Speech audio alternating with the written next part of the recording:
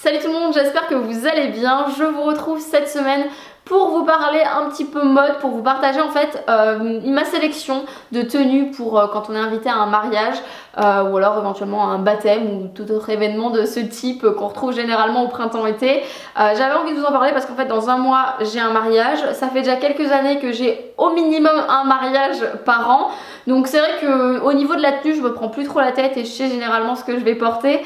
Mais je sais que ça peut être un peu compliqué parfois à se dire bon bah est-ce que par exemple cette robe ça le fait? Est-ce que ça fait quand même suffisamment mariage? Est-ce qu'en même temps ça fait pas trop? Est-ce que voilà, c'est parfois difficile de jauger et de se trouver un entre-deux. Pour la première tenue, j'ai cette robe que je trouve vraiment très jolie. Donc j'ai trouvé chez Stradivarius, c'est une collection actuelle, donc je pense que vous pouvez la trouver facilement en magasin. J'essaierai quoi qu'il en soit de vous trouver le lien de tous les articles que je vais vous citer et si je les trouve pas, je vous mettrai des articles similaires. Donc je la trouve vraiment très jolie. C'est les robes qui sont un petit peu dans un esprit un peu nuisette que vous retrouvez généralement en soie. Je trouve que c'est très sympa, c'est hyper à la mode.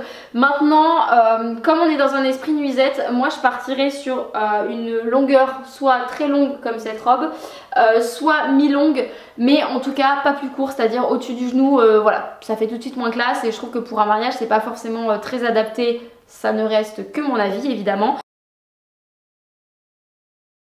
Je mets tout le temps un blazer et à ça j'ajoute aussi généralement un châle. Donc soit je mets le châle, soit je mets le blazer, voire s'il fait vraiment très froid en fin de soirée, ben je mets les deux.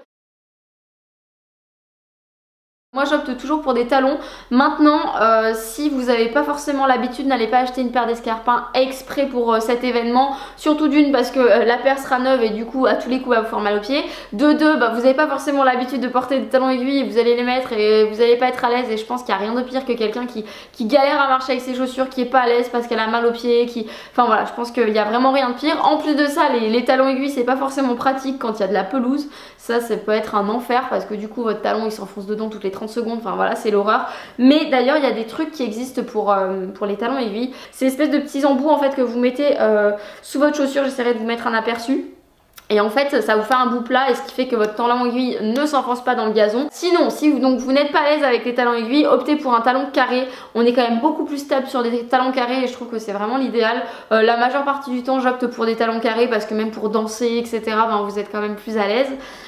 Si encore une fois vous n'êtes pas à l'aise avec les talons carrés, optez pas pour des talons de 9 cm directement, prenez une taille vraiment plus petite, voir si vous n'êtes vraiment pas à l'aise avec des talons, mais ne vous forcez pas à mettre des talons quoi. Prenez des chaussures plates et peu importe, je pense qu'une fille qui est à l'aise dans sa tenue avec une belle robe longue et des sandales sera tout autant jolie qu'une fille qui a des talons aiguilles. Donc voilà, vraiment le but c'est d'être à l'aise dans ce que vous portez. Autre tenue, donc c'est cette combi que je trouve vraiment hyper sympa. Celle-là je l'ai déjà portée à un mariage où en fait Chris n'avait pas pu être là et du coup c'est vrai que j'étais qu'avec Liam et pour courir après son enfant, quand on n'est pas forcément trop à l'aise en jupe ou quoi, ou d'ailleurs quand on n'a pas d'enfant mais qu'on n'est pas forcément trop à l'aise en robe, je trouve que la combi c'est un bon compromis. Voilà, j'aime bien pour trouver des combis vraiment hyper sympa, plutôt élégantes. Sinon un autre truc qui est bien c'est le costume, mais j'adore, je suis hyper fan du costume. Alors j'en ai pas à vous présenter, mais voilà, c'est ma nouvelle obsession du moment. C'est pas improbable que je craque pour un costume coloré. Je trouve que c'est tellement sympa quand vous avez un mariage et tout. Enfin j'adore, je trouve que c'est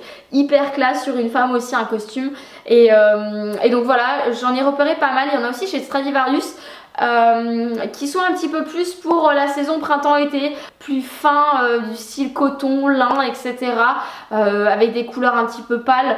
Je trouve ça hyper sympa aussi. Ce qui est bien c'est que vous pouvez finalement mettre et le pantalon avec une autre tenue et la veste avec une autre tenue. Enfin voilà, vous pouvez le porter après dans la vie de tous les jours si vous n'avez pas forcément envie de mettre un costume tous les jours évidemment. Ensuite j'ai cette robe que je trouve vraiment très sympa, mais pour le coup je trouve qu'elle annonce directement la couleur. On sait qu'on va à une cérémonie, en tout cas voilà, c'est pas le genre de robe que je mettrais pour aller faire mes courses tout le temps. Donc voilà, je la trouve vraiment très sympa, mais elle annonce la couleur. Alors celle-ci elle vient de chez Shein, mais elle a une paire d'années donc je ne sais pas s'ils la font toujours. Après vous pouvez trouver des similaires chez H&M et il me semble que ASOS en fait également des similaires. Quoi qu'il en soit j'essaierai de trouver des liens.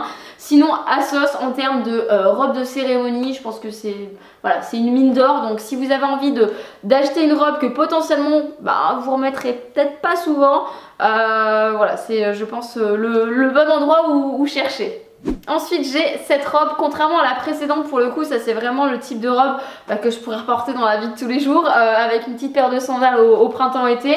Ça c'est une robe qui vient de chez Stradivarius, je la trouve hyper sympa, donc elle est longue mais en fait vous avez ici voilà ça s'arrête ici et puis après vous avez le petit voile qui vient par dessus. Je la trouve hyper sympa. Là je vous ai parlé pour des tenues mais en règle générale hein, pour des cérémonies, baptême, mariage, enfin peu importe, je trouve que c'est le genre de robe qui pourrait très bien aller également.